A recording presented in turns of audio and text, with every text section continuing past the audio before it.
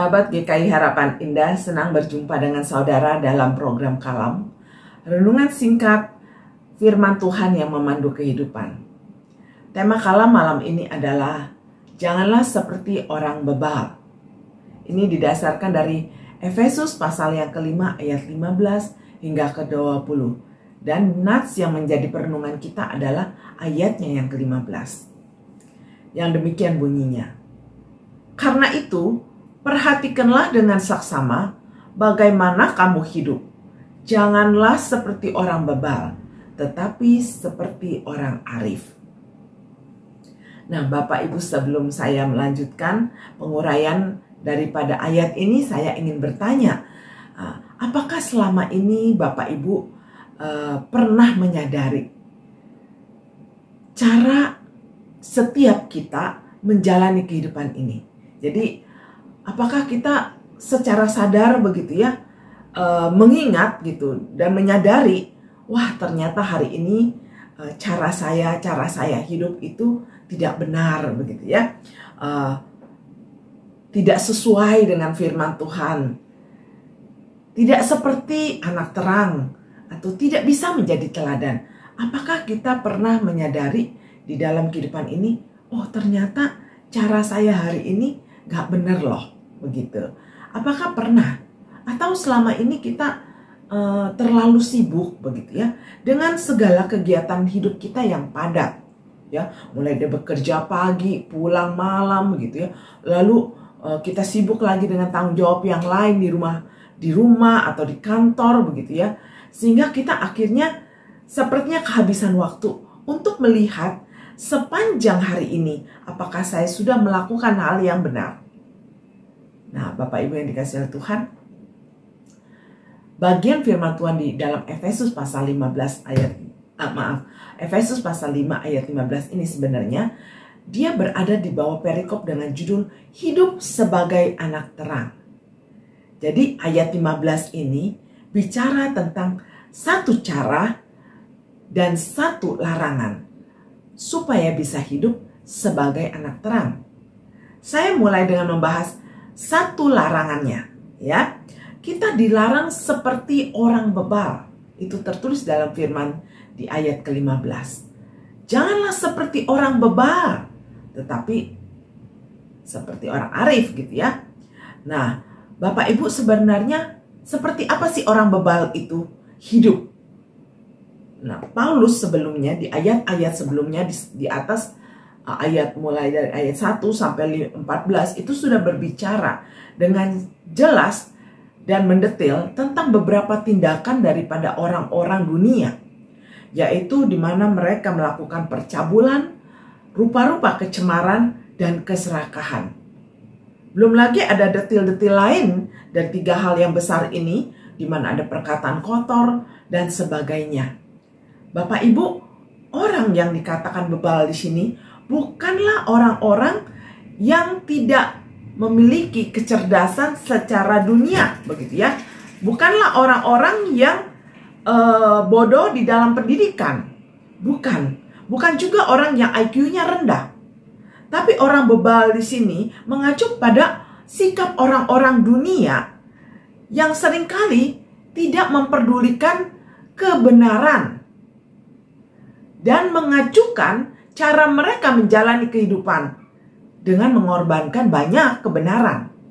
Nah, inilah yang dianggap oleh Paulus sebagai orang-orang bebal yang cenderung masa bodoh dengan kehidupan mereka atau tidak peduli terhadap apa yang seharusnya mereka jalani di dalam kehidupan ini. Ukuran mereka hanyalah sebatas memenuhi keinginan-keinginan nafsu mereka saja dan memuaskannya. Jadi ukuran mereka, kalau mereka puas dengan apa yang mereka kerjakan, berarti mereka merasa berhasil. Mereka merasa nyaman. Dan mereka tidak peduli apakah itu melanggar kebenaran firman Tuhan. Nah, tidak heran. Di dalam kehidupan orang-orang yang seperti ini, mereka hidup bergelimbang dengan dosa. Dan tidak pernah menyesali ataupun bertobat. Karena ukuran yang mereka pakai di dalam kehidupan ini adalah kepuasan diri. Berbeda dengan anak Tuhan atau anak-anak terang. Ukuran yang kita pakai adalah firman Tuhan atau kepuasannya Tuhan atas diri kita, bukan kepuasan diri. Nah, di dalam Efesus selain larangan, Paulus juga memberikan cara. Ya, salah satu cara yaitu dikatakan bahwa sebagai anak terang kita harus memperhatikan dengan seksama atau dengan teliti bagaimana kita hidup atau bagaimana kita menjalani kehidupan.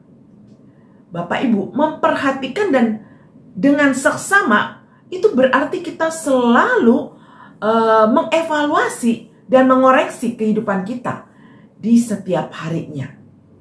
Karena disuruh, diperintahkan oleh Paulus memperhatikan dengan teliti. Kalau kita ingin melihat diri kita secara teliti, kita harus mengevaluasi apa yang sudah saya kerjakan di hari ini. Nah, biasanya beberapa anak Tuhan mengevaluasi diri itu pada malam hari, ya, termasuk saya. Pada malam hari ketika kita ingin berdoa, kita memikirkan sepanjang hari ini, apa yang sudah saya perbuat di hari ini? Apakah ada tindakan atau perilaku yang menyedihkan hati Tuhan? Entah itu kita mengecewakan orang, menyakiti hati orang, atau ada hal-hal yang kita lakukan yang dilarang firman Tuhan. Apakah kita sudah melakukannya? Kalau kita melakukannya, kemudian kita memperbaikinya dengan cara memohon ampun pada Tuhan. Pada malam hari itu kita berdoa, mohon ampun. Dan mohon Tuhan untuk membantu kita memperbaikinya dengan tidak melakukannya. Jadi perbaikan atau evaluasi diri itu kita lakukan di hadapan Tuhan. Dengan segala kejujuran, mengakui kesalahan, lalu mengevaluasi diri. Nah, Bapak Ibu yang dikasihi oleh Tuhan, inilah tindakan memperhatikan cara hidup kita. Lalu, apa yang menjadi standar, yang menjadi alat untuk mengevaluasi? Jelas, firman Tuhan. Jadi ketika kita mengevaluasi diri, itu tidak kita bandingkan dengan orang lain. Terlebih lagi orang-orang di dunia atau orang kebanyakan. Tapi kita bandingkan itu dengan kebenaran firman Tuhan. Kita tahu kita salah, kita berdosa, itu karena kebenaran firman Tuhan. Juga bukan perasaan kita, berasa bersalah. Bukan, perasaan manusia bisa memanipulasi atau menipu kita. Tapi kebenaran firman Tuhan tidak pernah menipu kita. Begitu kebenaran firman Tuhan kita jadikan ukuran, maka kita bisa mengevaluasi diri dengan seksama dan teliti. Kita bisa memperbaiki cara hidup kita apabila kita selalu membandingkannya dengan kebenaran firman Tuhan. Orang-orang dunia tidak memegang kebenaran firman Tuhan seperti yang kita pegang. Ukuran mereka adalah kepuasan daripada apa yang mereka lakukan. Sedangkan kita, ukuran kita di dalam menjalani kehidupan ini adalah apakah kita memuaskan Tuhan dengan apa yang kita lakukan. Nah, Bapak Ibu yang dikasihi oleh Tuhan, ini berarti kita tidak terlepas dari membaca firman Tuhan setiap hari. Memiliki saat teduh bersama Tuhan. Sehingga kita tahu ukuran apa yang harus kita pegang untuk mengevaluasi diri. Memperhatikan cara hidup kita berarti menjaga hidup kita sesuai dengan firman Tuhan. Supaya tidak selalu terus-terusan jatuh dalam dosa. Kita anak Tuhan, kita anak terang, bisa jatuh dalam dosa. Tapi kita tidak terus-terusan jatuh di dalam dosa yang sama apabila kita memperhatikan cara hidup kita dengan saksama. Sehingga akhirnya kalau kita memperhatikan hidup kita dengan saksama, kita bisa menjadi terang, bisa menjadi teladan bagi orang sekitarnya.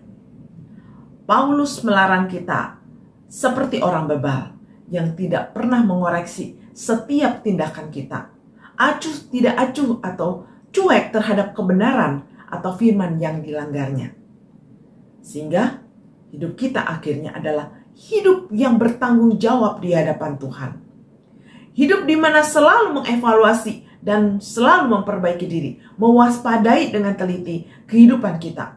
Apakah sudah sesuai dengan firman atau belum? Orang yang tidak pernah peduli dengan caranya menjalani hidupnya bukanlah orang yang bertanggung jawab, dan sudah dipastikan orang tersebut akan jatuh ke dalam dosa yang sama berkali-kali, jauh dari pertobatan, karena tidak pernah mengevaluasi diri dengan teliti bagaimana dia hidup dan bagaimana dia tidak melanggar kebenaran. Biarlah firman Tuhan hari ini menjaga kita supaya bisa hidup seperti orang arif, bukan atau jangan seperti orang bebal. Mari kita berdoa. Bapa dalam surga, di dalam kesibukan kami hari lepas hari menjalani kehidupan ini dengan berbagai tugas dan tanggung jawab di dunia ini, bahkan dengan berbagai masalah yang harus kami hadapi, tetap ingatkanlah kami Tuhan untuk kami mewaspadai cara kami menjalani kehidupan ini. Kami benar-benar mengoreksi diri, mengevaluasi diri dari hari ke hari, sikap hidup kami. Apakah kami sudah semakin mirip sebagai anak-anak terang?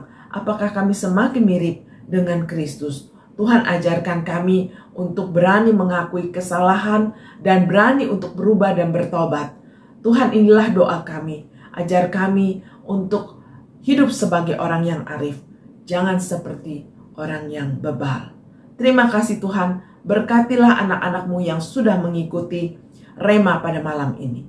Di dalam nama Tuhan kami Yesus kami berdoa. Amin. Demikianlah renungan kita hari ini. Kiranya kita semua dapat beroleh berkat. Dan jangan lupa subscribe YouTube GKI Harapan Indah dan sebarkan kepada teman dan saudara-saudara.